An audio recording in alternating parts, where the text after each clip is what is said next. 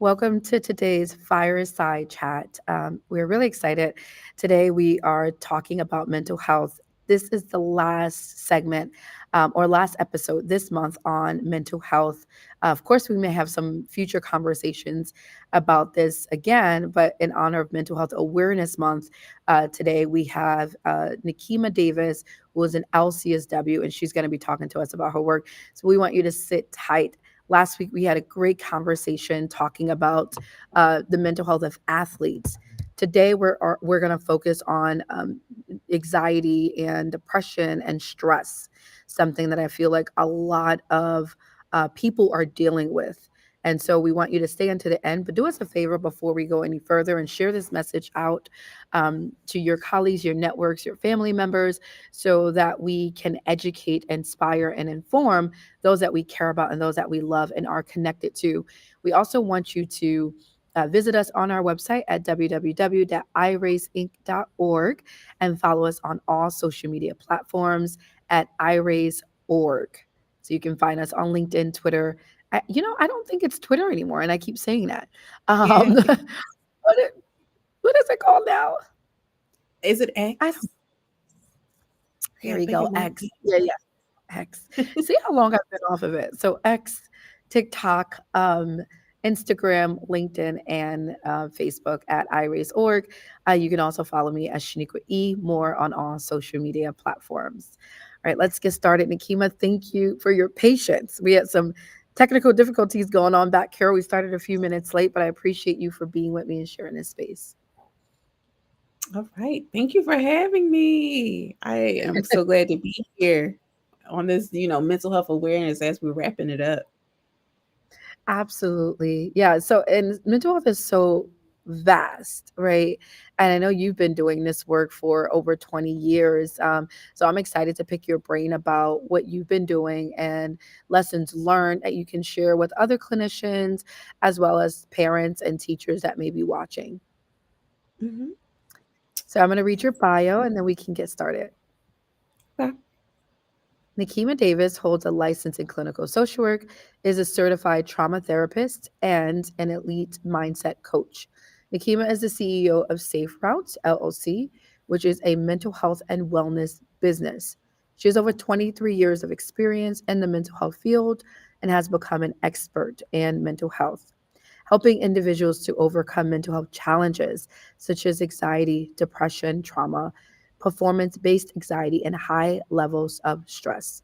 Nikkimah's work is distinguished by her ability to use evidence based strategies and innovative techniques to empower individuals to enhance their mental well being and achieve unlimited success in their personal and professional lives. All right, Nikkimah, we're going to start with the first question. I love your bio and I love the work you're doing, especially, and I'd love to hear more about Safe Routes in just a moment. But just in terms of what started you out in this work as a clinical social worker, you've been doing this work for over 2 decades. What was it that uh, inspired you into the field of social work? And so I often tell people, I get that question a lot. I often tell people it was like a calling for me. Yeah. I've always had a heart for people ever since I was young. Um, I didn't know even at the time that I created safe space. Like God me allowed me to create safe space for people. I grew up in an inner city, urban Philadelphia, and unfortunately, in when I grew up, it was the '80s, and the drug epidemic hit like a lot of our families, African American families, and I have friends whose parents and whose family members were susceptible to that. And I've also had my own family members. And so we say God allowed me to see them past their struggles, see the Mm. human part. And so from that, I've kind of been like just drawn and called to help people, to help remove any barriers. Now, of course, I had to have education and all those things to do it properly. But I definitely believe it really started from young, from my childhood, just being able to see that struggles sometimes come from the environment, struggles come from the lack of knowledge, and just really wanting to provide like a path and remove barriers from my community. It's incredible. Thank you for sharing that, Nikima. I think one of the most powerful things that we have is our own story and our lived experience. And you talked about what it was like for you growing up and being in an environment where the drug epidemic was really, um, was at its heightened in the 80s, and I think even in the 70s. And so I love the fact that you've taken that lived experience where you talked about that education, right? Going back to get the degree and the license, but having that lived experience, I think, is one of the most powerful things that we can bring to this work. You also talked about human work. I don't know if you said it that way, and I think that's really important because a lot of times we think about mental health, it becomes like this mystery, or we're afraid to really engage with the topic. So I'm wondering if you can give us a definition of what mental health is to you. To me, it's encompassing your well-being. It is mental health is how you respond to things. It is how you effectively cope. It's self-awareness. It's understanding the things that make your nervous system dysregulate. It is pretty much your overall well-being to me. That's how I would encompass it. Obviously, we break it down into the health part, like, is it positive, or healthy or unhealthy, positive or negative? We break it down into those labels. But when we think about mental health, and that's a good question, because a lot of times we think about it in terms of the challenges, but Right.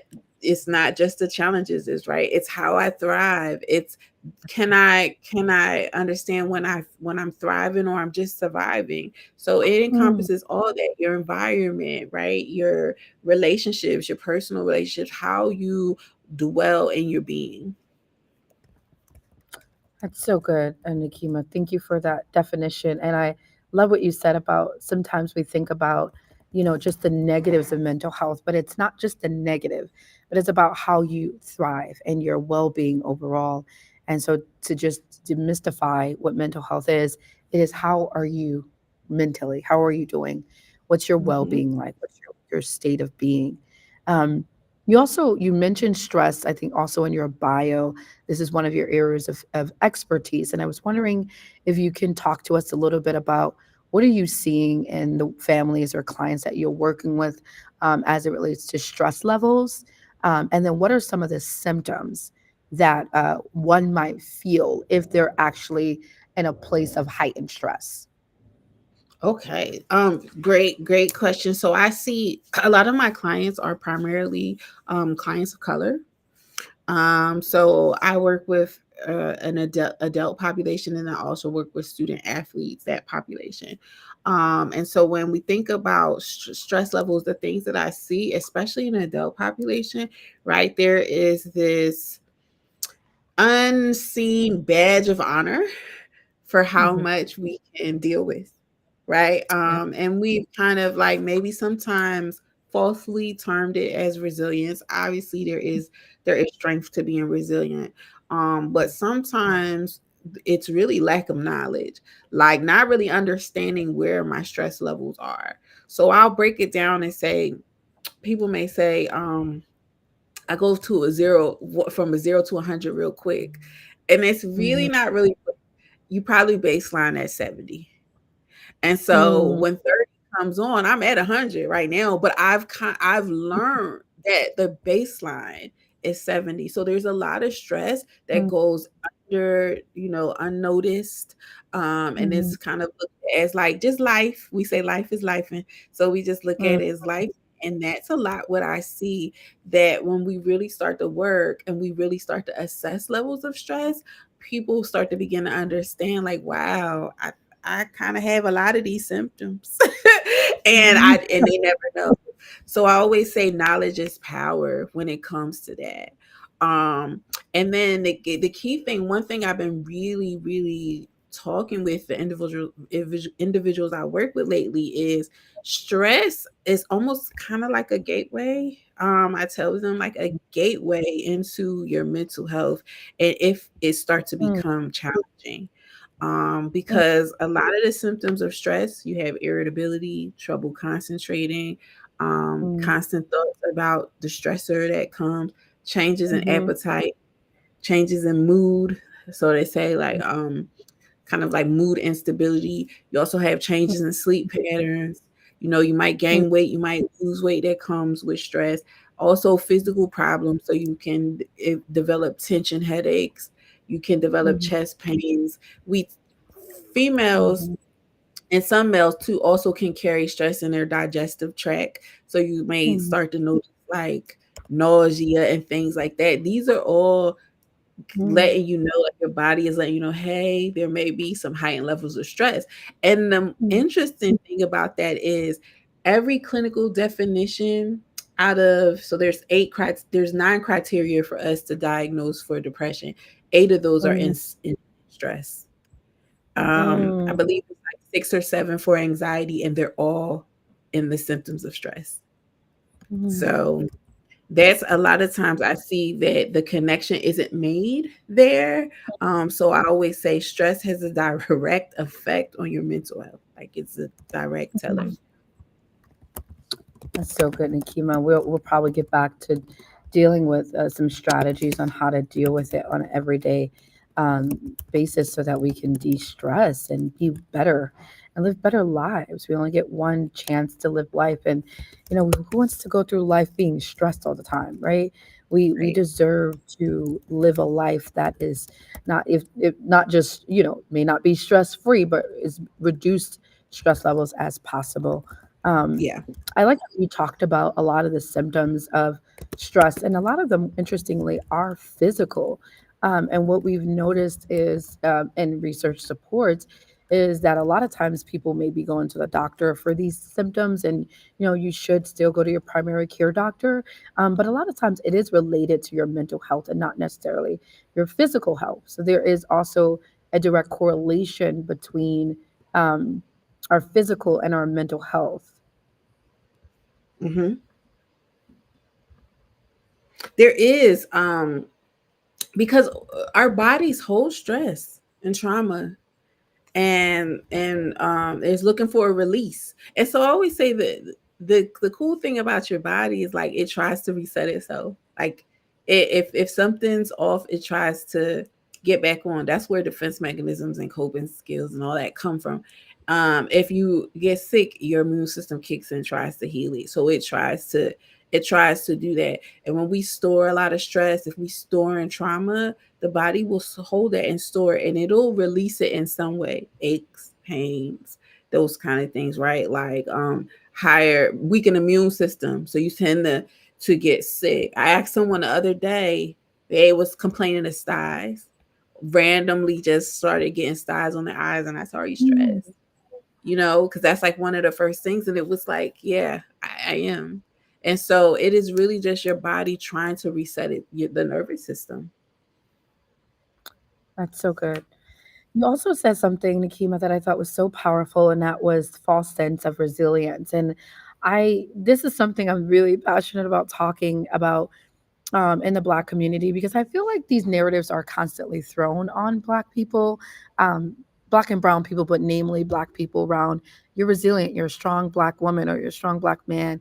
And I think it does create this very false sense of strength. And it also, in a sense, dehumanizes um, people, that Black people that are really feeling stressed or maybe going through mental health issues, but feel like they have to take on this false sense of resilience and strength that they don't have. And I think just highlighting and naming that, I believe, is so powerful. And then you mentioned something else that I thought was really powerful, and that was that going from 1 to 100, right? We hear this all the time, like, yeah, I was at 1, I'll go to 100 real quick. But no, are you really at 1, or are you at 70? Like you said, your baseline may not be at 1. Your baseline may actually be at 70 or even 90. So Yeah, it only took that that makes one little thing for someone to say, "Hey, can you pass me that?" What you said, and then all of a sudden, you're exploding, right? hmm Because you were already dealing with built up stress and tension that you never dealt with. yeah. hmm Yeah. So we got to talk about some strategies in just a minute, but I want to also hear about the work that you're doing with your organization, Self Safe Routes LLC. If you can talk a little bit about what inspired you to get started in that with that organization, and then what are some success stories that you're seeing? Yes. So it's always so interesting because when I see people, like we are complex people where we have so many different backgrounds, so many different belief systems, value systems, and we come from different environments. So one of the funny things I often tell this story is, so I pronounce it safe roots, right? Ah, Because from where, right, and from where I'm from in Philly, we say route, like Route 66, Route love 1. that. But I now live in Northern Virginia, and everyone says Uh-huh. routes. Yes. And so I feel like I'm in the South, Nikima. I would say roots too if I was in New York right now. yeah. So that's it. So right, so it's so, but that story is, it's so funny and unique because, right, it really shows us like we all come from different backgrounds and different belief systems, and that make us up, and the things that we go through in life, and it contributes to where we are now. So with Safe Roots, really we are a mental health and wellness business, and we stand on being able to provide a safe space for individuals. We are a faith-based mental health and wellness service. So we provide individual therapy, we provide couple therapy, family therapy. We have a team of therapists that do so. And it's really just to get dedicated to motivated individuals, just ready to, overcome some of the barriers or the hurdles that may have gotten in their way, and Yeah. really live the life that God has called them to live. So we see clients virtually because, again, we found, especially in our community, people, they like to show up in a space that is Yeah. comfortable and familiar for them. My clients are, they are rock stars. They'll have their tea waiting, really just, and we promote that environment that, like, this doesn't have to be scary. um Yeah. so one of the big things for Safe Roots is to be able to just really provide that safe space for individuals to share the stressors, for individuals to not always have to be the strong friend, for individuals to come for and have the vulnerable parts of them and feel seen and feel heard. Within Safe Roots, we also have a student athletes program, the Elite Mindset Academy. Nice. Yes, and this is dedicated. This is, I always says, like, Safe Foods is my baby, and then the Elite Mindset kind of came out of that. So it's like another little The baby of mine. grandbaby, the grandbaby. Yes, and so it really just dedicated to student athletes because we saw a need that, like, we have the high school social workers and counselors and things like that, but high performance student athletes, there was a gap in even really discussing mental health services. It usually kind of started on a college level. And Yeah. so it is our goal to introduce mental health and wellness, mental wellness to student athletes, so that if there is a time that they ever feel like they need support, it's not foreign to them. You know what I mean? So we have fun, and I always say, one of the cool things about the academy is that we leverage sports to talk about mental health. So we get into their world, we get into their world. So we do that. Mm, Obviously, we bring our faith-based principles along with us, but that mm. is what we do at Safe Root. So it is really, I always say I'm in these mental health streets. So it is really just about It breaking feels down like that. barriers. Yeah, I'm like, I'm in the streets. Breaking down barriers and really providing safe space for individuals to feel seen and heard. That's so incredible, Nikima. The work that you're doing is so needed. And I love what you're talking about with the athletes. We just had a segment last week where we specifically dealt with athletes and their mental health and differentiating between their identity and performance, and sort of sometimes that being synonymous. um, and living for that sort of euphoric moment of like the crowd and the applauding. It's so interesting to hear you talk about that. So it's like coming back around. We've been exploring ways to support the student population out here in Georgia, more around mental health, and I think that is an area worth exploring around athletes. So thanks for sharing that. Um, Tell us, what are some of the unique strategies that Safe Roots is using, that you can share with other clinicians? Any lessons learned? Yeah, so we use cognitive behavioral therapy. Most clinicians are is they're familiar with that model, and we also use acceptance commitment therapy, ACT, to work with our clients to really help them to understand that thoughts are not bad thoughts. Like we all have them, but Mhm. we decide. We make a choice. So I always say, like, sometimes I might say, even as a therapist, I might say, you know what, I'm not gonna do that. Like I could do that, but I'm not gonna do that, right? We all have that moment. So to really begin to help them to explore that all thoughts aren't bad. It's just the one we choose, That's which so was good. the ones we choose to go through. Because believe it or not, a lot of times we can have self-talk that is not really conducive to where we want to be. And Right. so understanding when I'm going to let that thought pass and what thought I Yeah. can, accept, what thought I can say, hey, I'm going to choose this thought today. Today, I'm going to choose joy. Today, I'm going to choose, So I'm going to good. be intentional, right, about choosing positive thoughts, affirming thoughts, those things, but not also beating ourselves up when we do have a thought and actually understanding. I talk a lot about with my clients about understanding what thoughts and feelings are telling you. Like if you Mhm. feel this way, you thought like feelings aren't facts, but they're telling you something. So really start to explore like what is this feeling telling me? So we do a lot of that. I would say again, really being respectful and honoring people's safe space in a way. I like to say, so my therapist and I, we challenge you in a loving way. So if we hear, we'll say, hey, okay, how about a different perspective? And we talk about it. We allow them to share how they feel, even about the perspectives that we share. It's a collaborative process when we do. Mhm.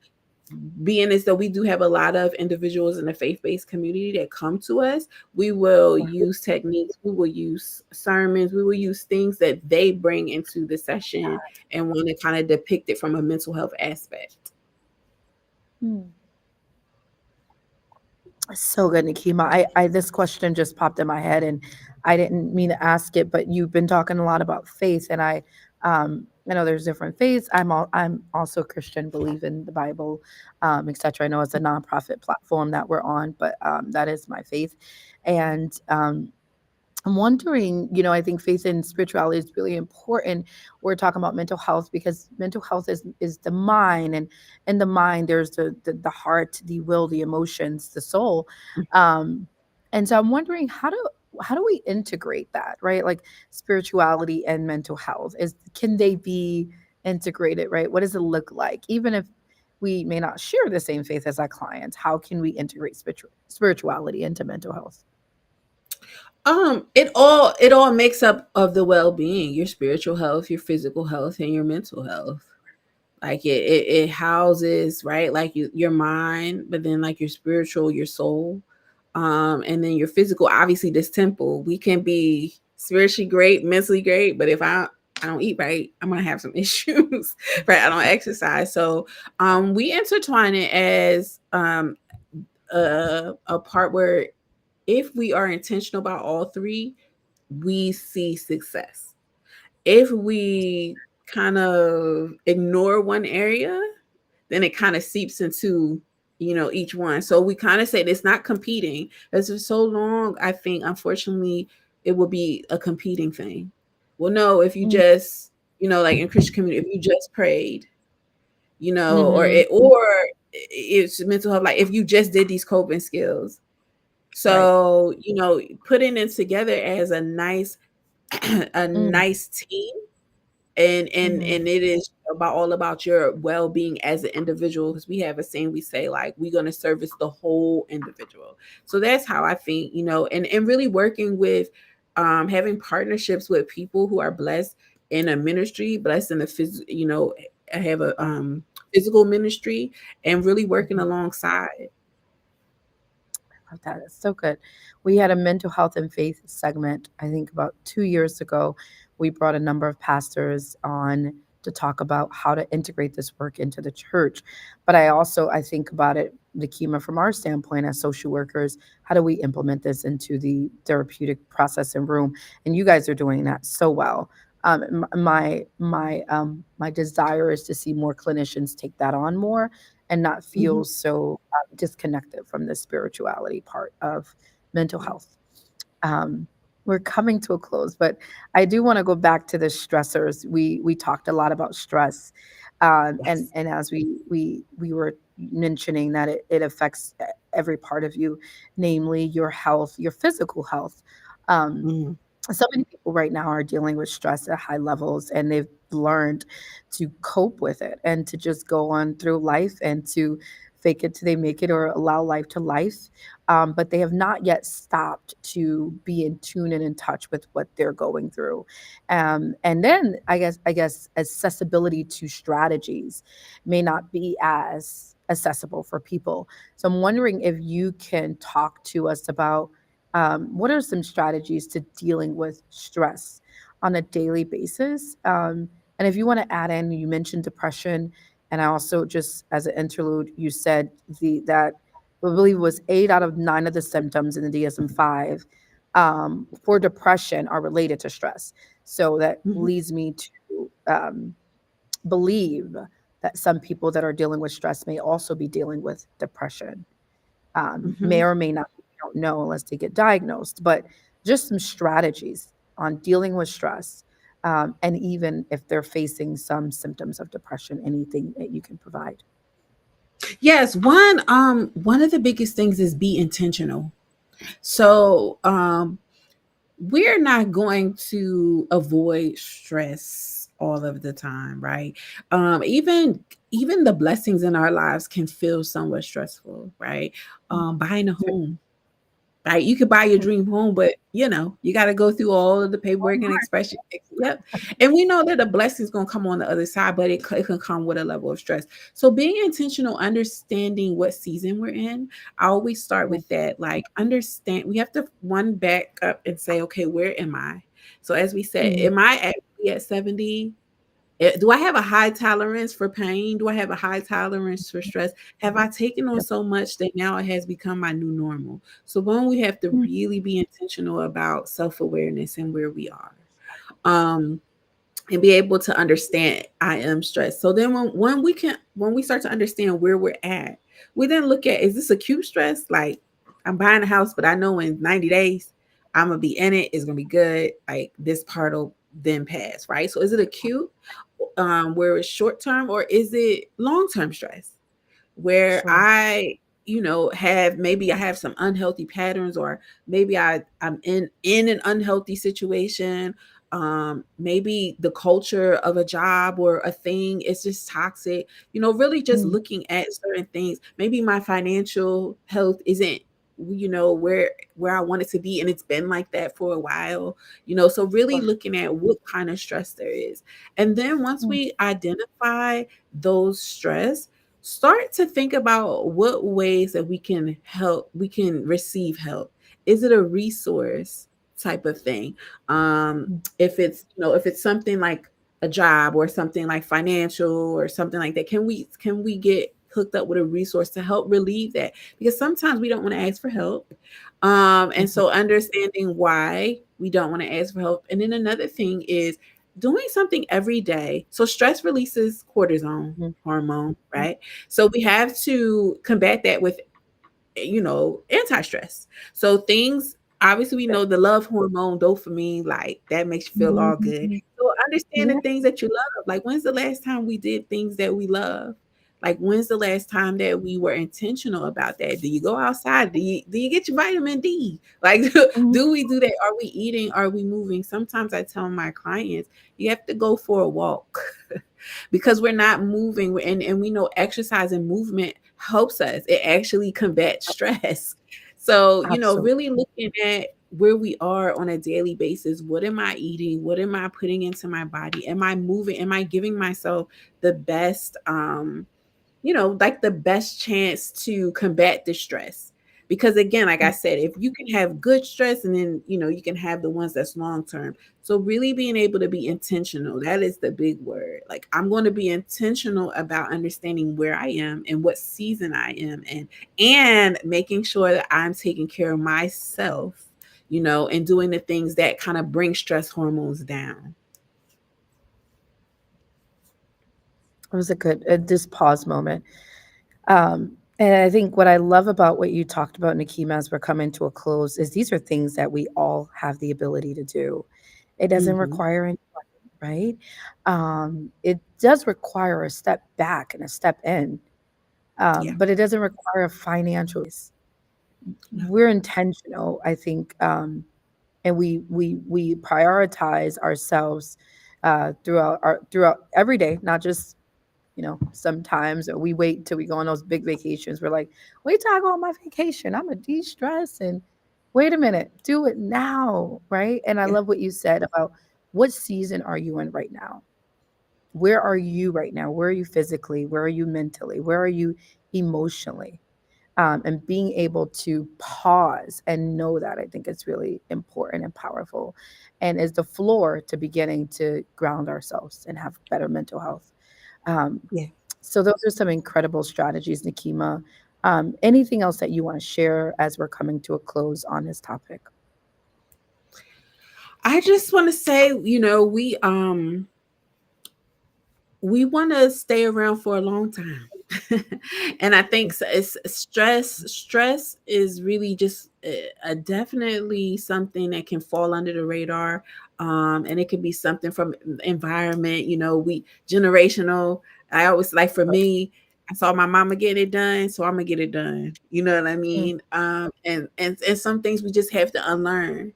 I always say the generation before us laid the foundation. They did the best they could with the knowledge that they had, and now we take the baton and we gain more knowledge, and we pass it as we pass it to the future generation. So, just really want to share, like, one thing that I say is, make sure that you're investing into your mental wealth, right? Because this is one of the richest good. things you can have. So good.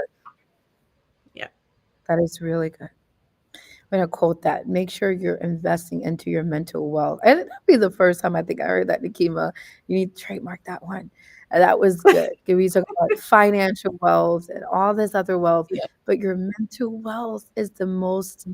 It is the most important wealth Hmm. that you'll ever. That was so powerful. Thank you so much, Nikima, for being with us today, for sharing space, for being patient, for sharing with us your breadth of knowledge on this topic, for what you're doing out there in Philly. You may have to stop by over there. I haven't been there in years, but I appreciate you. Thank you for being where you are in the world in terms of social work and helping push humanity forward. How can people reach you if they want to connect with you? If they are interested in being a client of your practice, or solidifying you in speaking or other engagements. Yes, I always say so. I love to connect with my people on social media. So Nikkimah.Davis on Facebook. You can always hit me in the DMs. I'm always available there. But also in a formal way, you can email me at info@saferootscounseling.com. And so Safe Roots, SAFEROUTSCOUNSELING.com. So it's info@saferoots.com. And we can connect. Thank you so much. We appreciate you. And we appreciate all of you for tuning in and for watching. This fireside chat was so incredible and it was so uplifting. And just hearing Nikkimah today, gave me some really important reminders that I know I have to go ahead and start implementing after this, after we get off this live. But Nikkimah is such a blessing and she's doing incredible work. Please visit her, reach out to her at info@saferootcounseling.com. And if you're interested in therapy or counseling, she does it virtual, so you can do it from the comfort of your own home. Reach out to her. She's also faith based. So if there's anyone looking for faith based counseling, I know that's very hard to find. You're definitely going to want to reach out. You've heard her expertise, you've heard her heart on this topic. Again, thank you, Nikkimah. Thank you all so much for tuning in to today's Fireside Chat. This was our final segment on mental health awareness in honor of Mental Health Awareness Month. We have about one more day, I think, left for May. Um, so we want you to do your part. What could you do after this live to check on someone, whether it's yourself? Is it you that need to be checked on? Is it your children? Is it your spouse? Is it a sibling? Is it your parents? We want you to do your part in mental health. We believe mental health is all of us. It's all of our responsibility, and it is a part of our well-being. So we want you to be well. If you missed the other fireside chats, do us a favor and scroll through our YouTube page at iRaise.org, and you'll be able to access all of the fireside chats on mental health. Thank you again so much. We love you guys. Stay tuned. We'll see you next week. Thanks, Nikki.